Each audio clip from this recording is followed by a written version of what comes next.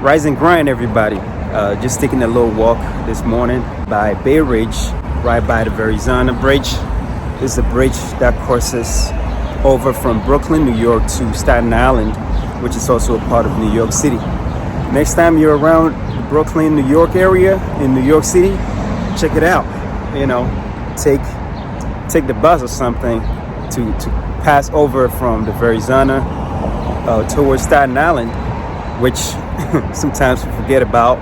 But anyways, I don't want to talk too much about New York City. I just want to share with you a phenomenon, a psychology phenomenon that is really well known. And in fact, it's so ironic that I'm talking about it while I'm in New York City, because that's where this phenomenon was pretty much established. It's called the bystander effect. And the bystander effect is the phenomenon where the presence of a lot of people discourages us from intervening during dangerous or distressful situation. Meaning, if we see somebody in distress, or if somebody is going through something, if there are a lot of people around, we are very hesitant to intervene when the person is going through a difficult situation. Living in New York, I have witnessed many of these situations where there is a dangerous situation or somebody is going through a tough situation which is deemed dangerous, and we kind of stand there and watch. And even if we don't watch, we just, walk on and keep it moving and go on about our own business. So I just thought about it because I have had an incident where, matter of fact, it's about last week, where just driving by about 8 p.m. at night, I see a man laying down on the ground. I saw a few people walk by without saying a word. And it was right by one of the delis in the area where I live in Brooklyn. And, seeing that, in fact, was pretty disturbing. In fact, I was driving, but I seen people just walk by. First person walked by, second person walked by, third person walked by. Some looked, some didn't. It just kept moving. Stuff like that really disturbed me personally. So what I had to do is really observe the situation, not to get myself into any dangerous situation, but to at least do something. So I parked my car immediately, walked over, and try to assess the situation. I kind of questioned it a little bit initially because, it's like, man, am I putting myself in danger by responding or by doing something at all?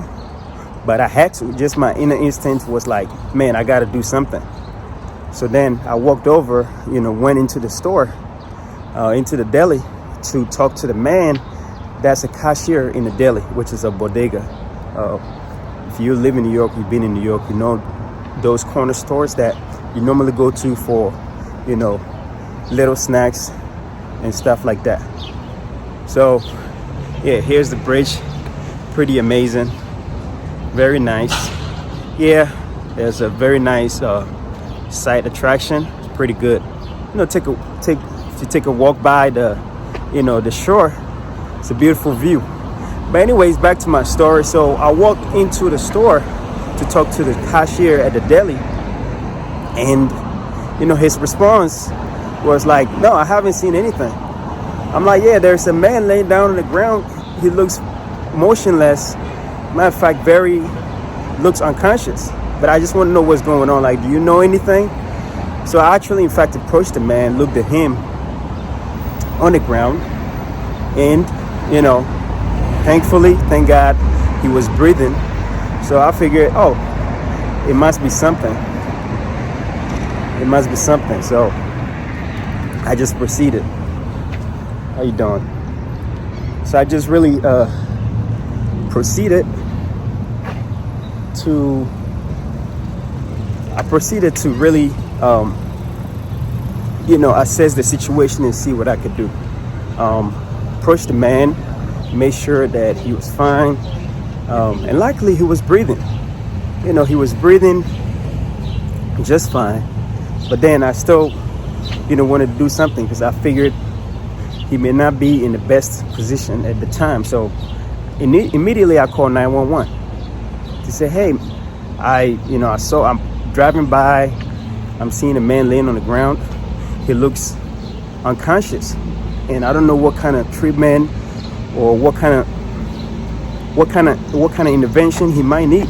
But I'm just calling to let you all know that I see a man seem like he's in danger, or he may probably have some health issue, whatever the case is.